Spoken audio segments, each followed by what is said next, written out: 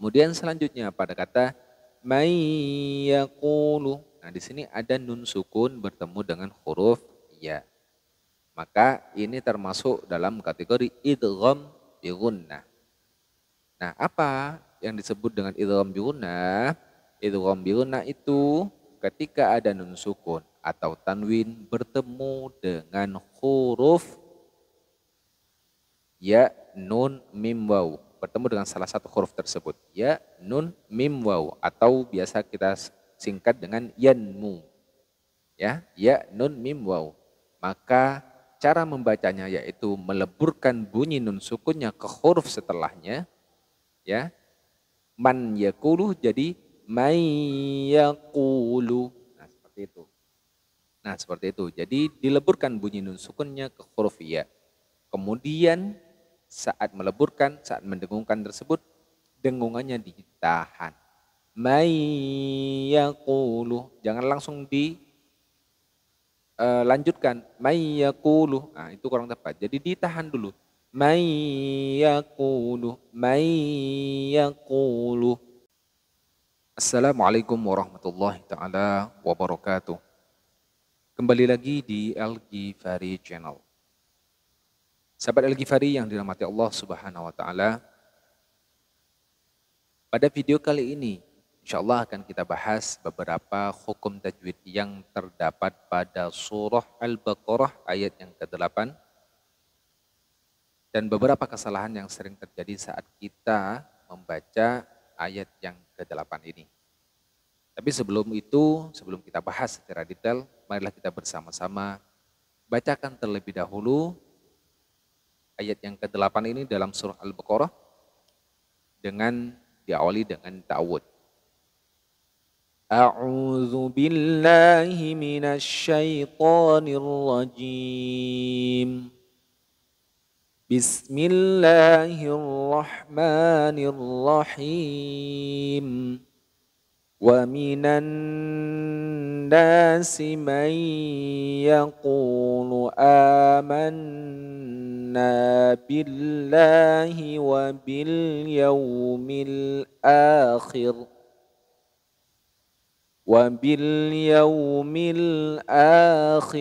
wa ma hum bimu'minin. Sahabat Al-Ghifari yang dirahmati Allah Subhanahu wa taala, mari kita bahas satu persatu. Yang pertama yaitu pada kata wa minan nasi. Ini yang perlu kita perhatikan teman-teman. Di sini terdapat hukum gunnah musyaddadah. Terdapat dua hukum di sini. Satu, alif lam syamsiyah dan gunnah musyaddadah.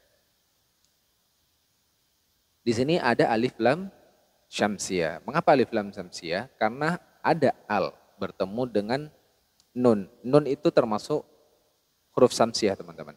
Jadi ciri khasnya yaitu dia ada tasydidnya setelah al. Maka dia termasuk alif lam syamsiyah atau disebut juga dengan idgham syamsiyah. Mengapa disebut dengan idgham syamsiyah? Yaitu karena lam sukunnya ya kan al awalnya kan al-nas, seperti itu kan.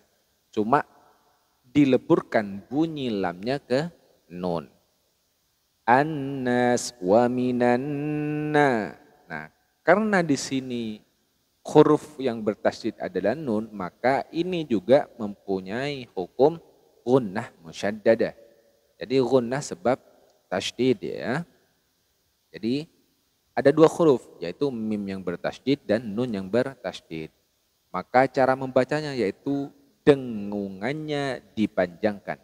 Wa minan nasi, wa minan nasi. Seperti itu. Jadi tidak boleh langsung didengung, langsung dibaca. Wa minan nasi mai, wa minan na. Nah, itu kurang tepat. Jadi harus didengungkan terlebih dahulu.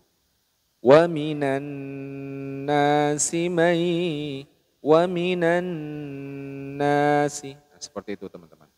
Baik, insyaallah bisa dipahami. Kemudian selanjutnya pada kata may yaqulu. Nah, di sini ada nun sukun bertemu dengan huruf ya. maka ini termasuk dalam kategori idgham bi gunnah. Nah, apa yang disebut dengan idgham bi gunnah? Idgham bi gunnah itu ketika ada nun sukun atau tanwin bertemu dengan huruf ya, nun, mim, waw. Bertemu dengan salah satu huruf tersebut. Ya, nun, mim, waw. Atau biasa kita singkat dengan yanmu. Ya, nun, mim, waw. Maka cara membacanya yaitu meleburkan bunyi nun sukunnya ke huruf setelahnya. Ya, man yakulu jadi may yakulu. Nah, seperti itu. Jadi dileburkan bunyi nun sukunnya ke huruf ya. Kemudian saat meleburkan, saat mendengungkan tersebut, dengungannya ditahan. May yaqulu, jangan langsung dilanjutkan. May yaqulu, nah itu kurang tepat. Jadi ditahan dulu. May yaqulu, may yaqulu. Seperti itu teman-teman. Ya. Meleburkan bunyi nun sukun, kemudian memanjangkan dengungannya. Nah, biasanya dalam mushaf Indonesia, ya, mushaf biasanya Al-Quran di Indonesia di man yakulu, di ya-nya ini biasanya ada tasydid. May yakulu, karena ini sifatnya latihan, maka di sini saya tidak tampilkan ya tasydidnya. May yakulu, seperti itu teman-teman.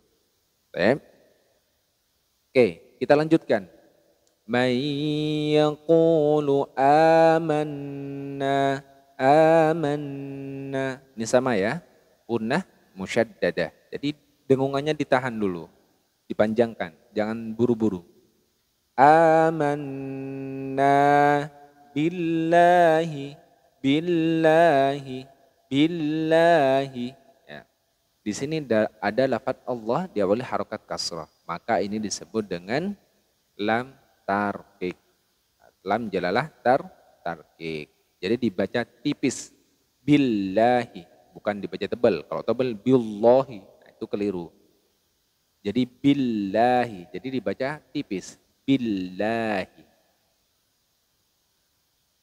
Oke, selanjutnya wabil yaumi. Di sini wabil yaumi. Di sini ada alif lam. Ya, disamakan alif lam ketemunya dengan tasdid setelahnya.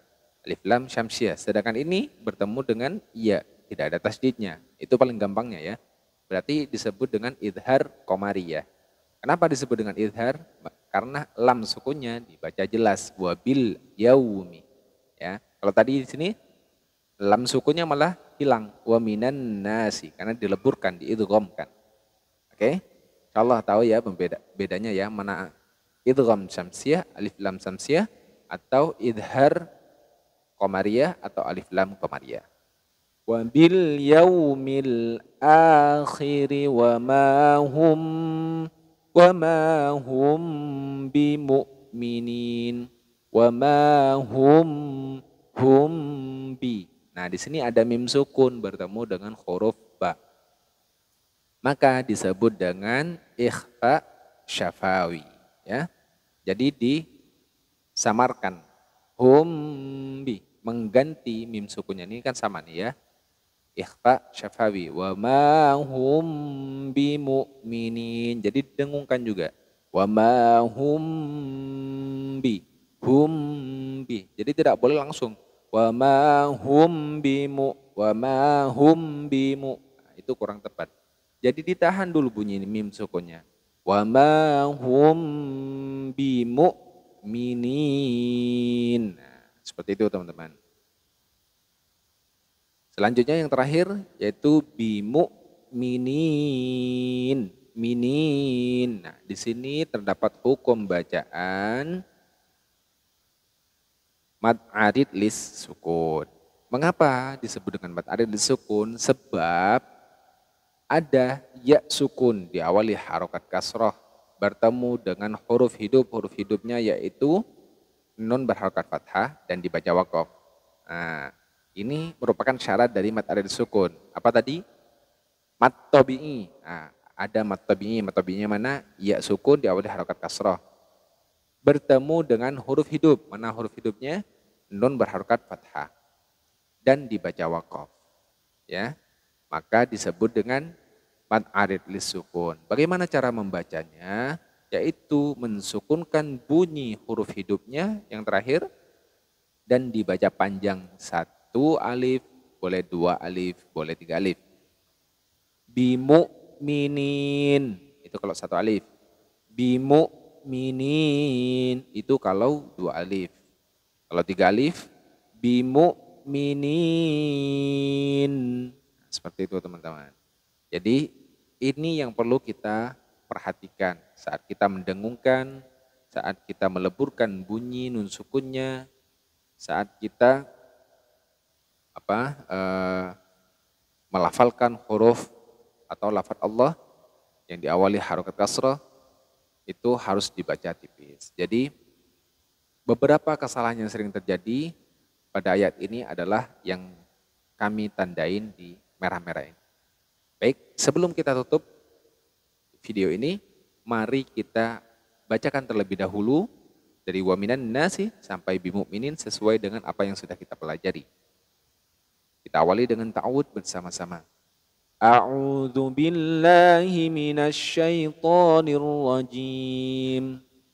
Bismillahirrahmanirrahim.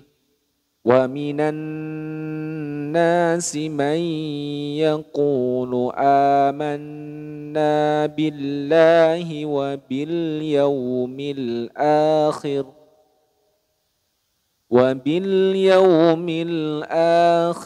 wa ma hum bimu'minin. Shadaqallahul aliyyul azim. Semoga bermanfaat. Dan jika menurut antum video ini membantu teman-teman semua untuk meningkatkan kemampuan ilmu tajwid, silakan share, subscribe, like, dan komen. Dan jika ada yang ingin antum ketahui lebih detail, silahkan komen di kolom komentar. Insya Allah nanti akan kita buatkan videonya, pembahasan mengenai apa yang antum tanyakan. Jazakumullah khair. Billahi taufiq wal hidayah. Assalamualaikum warahmatullahi taala wabarakatuh.